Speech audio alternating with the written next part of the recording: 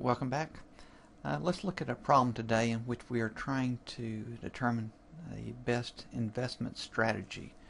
As you can see on the screen, we have some choices of bonds, and we want to determine the amount to invest that will give us our maximum investment income. You can see we have a total of $750,000 available. Now for these bonds we have these anticipated returns that you can see here, but we have some restrictions.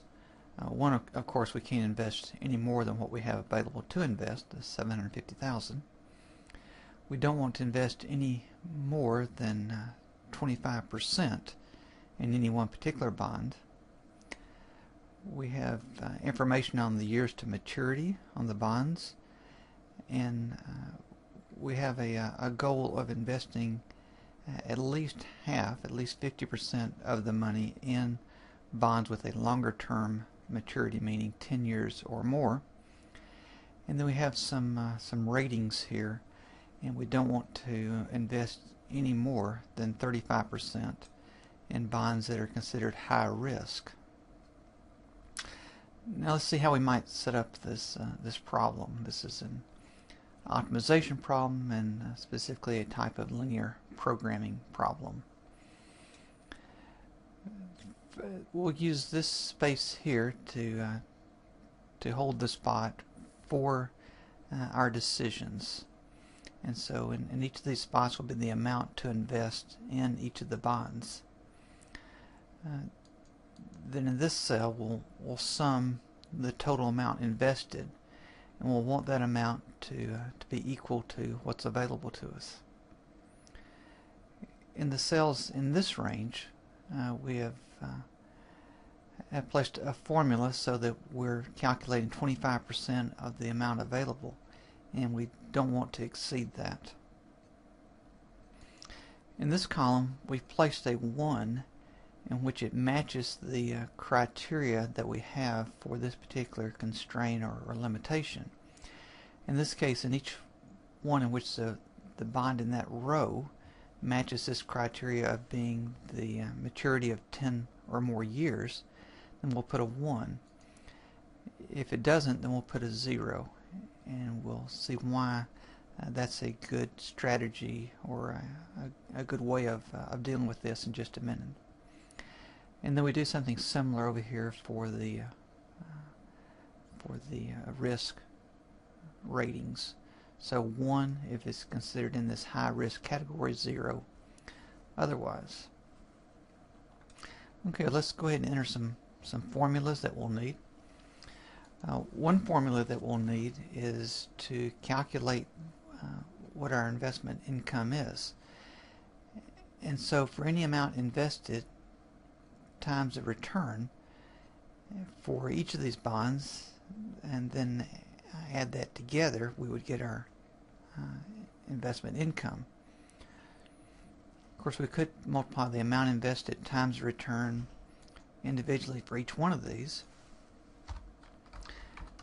An easier way is to use a function called sum product, and we just calculate or enter this array here for the range for the invested,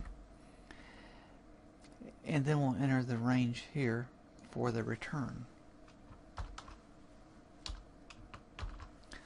So you can see we have the range of C7 to C12, E7 to E12, and the way this function works, it'll take the values in C7 and E7 and give us a product, and do the same thing all the way down, and then at the end sum those products, and then we would have this much. Let's just go ahead and put in a value that will allow us to see if our formulas are working.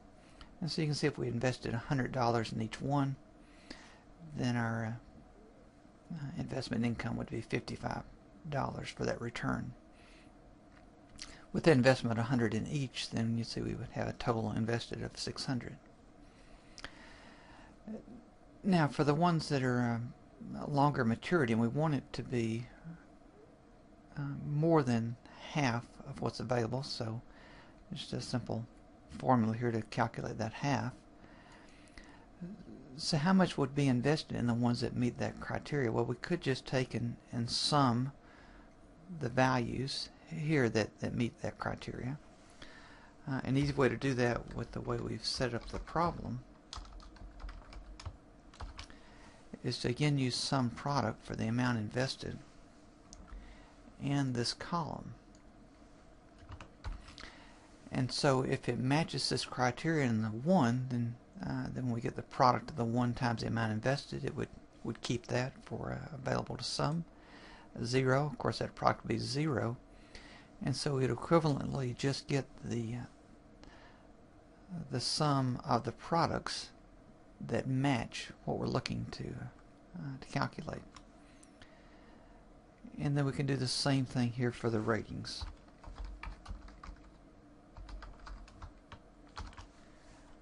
Our invested amount,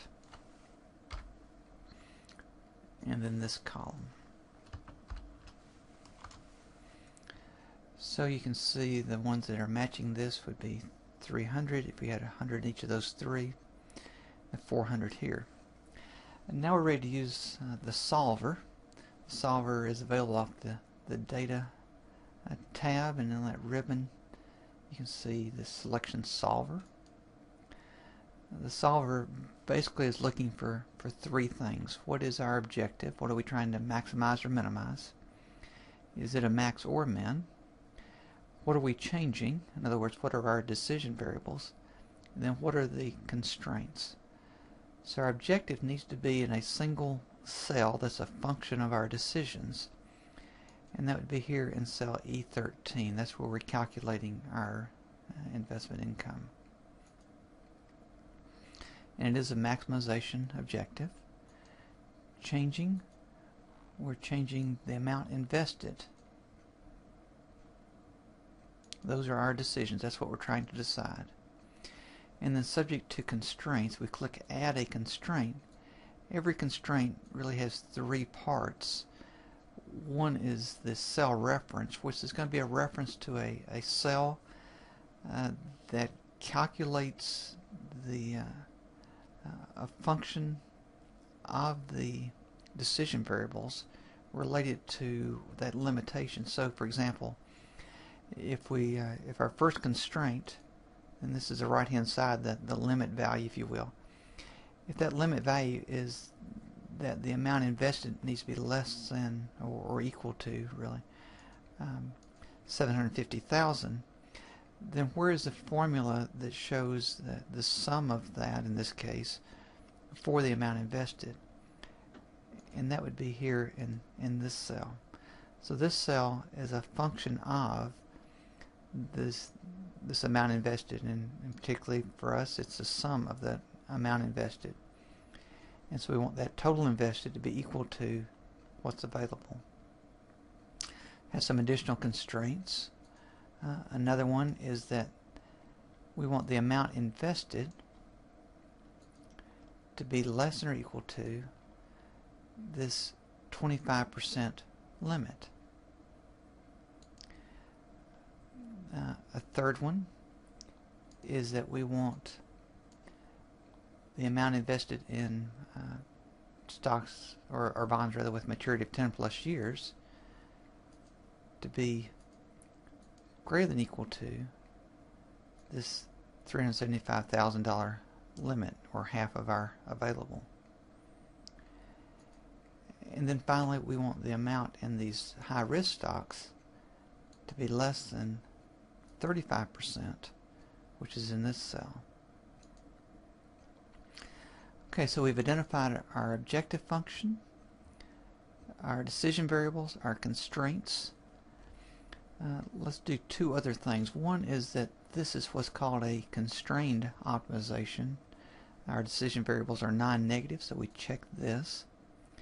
And our solving method is that this is a linear programming problem. Our decision variables, our objective function, which is a function of the decisions, and our constraints are linear. So check linear LP, and then solve. This is what you hope to see. The solver found a solution. You say OK, And then when we dismiss that box, it leaves us with the amount invested in each of these bonds. And it tells us what the value of our objective function would be. Here's our investment return, $68,888, investing this dollar amount in each of these bonds. That's it. Thanks. See you next time.